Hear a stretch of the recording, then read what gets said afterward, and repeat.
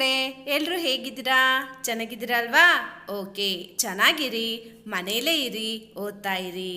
ಮಕ್ಕಳೇ, ಈ ದಿನ ನಾವು 1ನೇ ತರಗತಿ ಪರಿಸರ ಅಧ್ಯಯನ ಮೈಲುಗಲ್ಲು 6ರಲ್ಲಿ ಮೆಟ್ಟಿಲು ಸಂಖ್ಯೆ 52, 53, 54 ಮತ್ತು 55ರ ಬಗ್ಗೆ ತಿಳಿದುಕೊಳ್ಳೋಣ.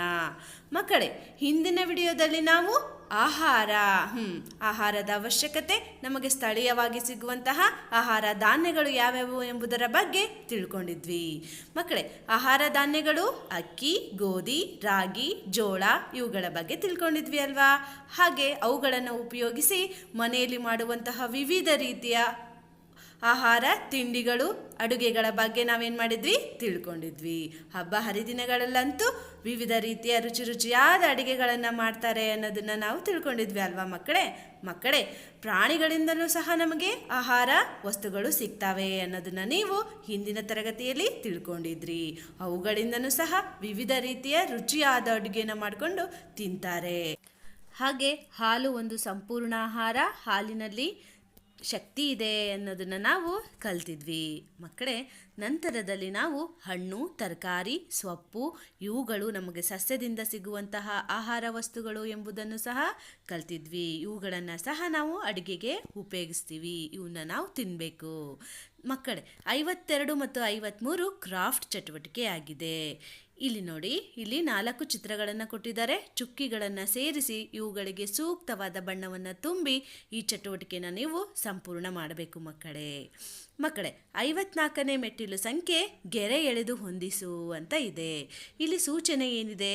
ಸುತ್ತಲೂ ಇರುವ ಆಹಾರ ಪದಾರ್ಥಗಳಲ್ಲಿ ನೀನು ಸೇವಿಸುವ ಆಹಾರ ಪದಾರ್ಥವನ್ನು ಗುರುತಿಸು, ನಂತರ ಮಧ್ಯದ ಚಿತ್ರದೊಂದಿಗೆ ಅದನ್ನು ಗೆರೆ ಎಳೆದು ಹೊಂದಿಸು ಅಂತ ಇದೆ ಮಕ್ಕಳೇ, ವೃತ್ತದಲ್ಲಿ ಹುಡುಗ ಮತ್ತು ಹುಡುಗಿಯ ಚಿತ್ರ ಇದೆ. ಹಾಗೆ ಸುತ್ತಲೂ ಆಹಾರ ವಸ್ತುಗಳ ಚಿತ್ರ ಇದೆ.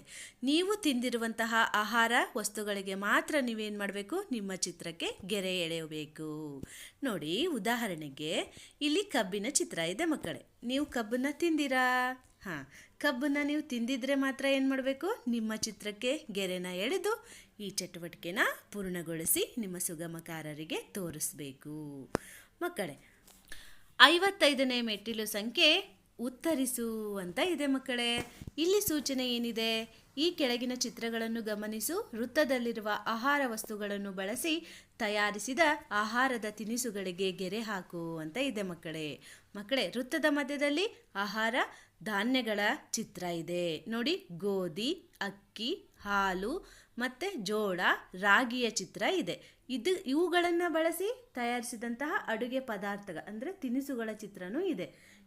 ನೋಡಿ, ಈಗ ರಾಗಿ ಇದೆ ಅಲ್ವಾ? ರಾಗಿಯಿಂದ ಯಾವ ಆಹಾರ ತಿನಿಸನ್ನ ಮಾಡ್ತಾರೆ ಮಕ್ಕಳೇ? ರಾಗಿಯಿಂದ ಮುದ್ದೆ ಮಾಡ್ತಾರೆ. ಇಲ್ಲಿದೆಯಲ್ಲ ಚಿತ್ರ, ರಾಗಿಯಿಂದ ಮುದ್ದೆಗೆ ತಂದು ಗೆರೆ ಎಳೆದು ಹೊಂದಿಸ್ಬೇಕು. ಅದೇ ಥರ ಈ ಎಲ್ಲ ಚಿತ್ರಗಳನ್ನು ನೀವು ನೋಡಿ ಸೂಕ್ತವಾದ ಚಿತ್ರಕ್ಕೆ ಗೆರೆ ಎಳೆದು ಈ ಚಟುವಟಿಕೆ ಪೂರ್ಣಗೊಳಿಸಿ. ಮಕ್ಕಳೇ, ಈ ದಿನದ ನಿಮ್ಮ ಕಾರ್ಯಯೋಜನೆ ನೋಡಿ, ನಿಮ್ಮ ಮನೆಯಲ್ಲಿ ಸಿಗುವಂತಹ ಆಹಾರ ಧಾನ್ಯಗಳ ಸಂಗ್ರಹಣೆ ಮಾಡಬೇಕು. ಮಾಡಿ ಇಡಿ ಮಕ್ಕಳೇ. ಮುಂದಿನ ವಿಡಿಯೋದಲ್ಲಿ ಮತ್ತೆ ಭೇಟಿಯಾಗೋಣ. ಧನ್ಯವಾದಗಳು ಮಕ್ಕಳೇ.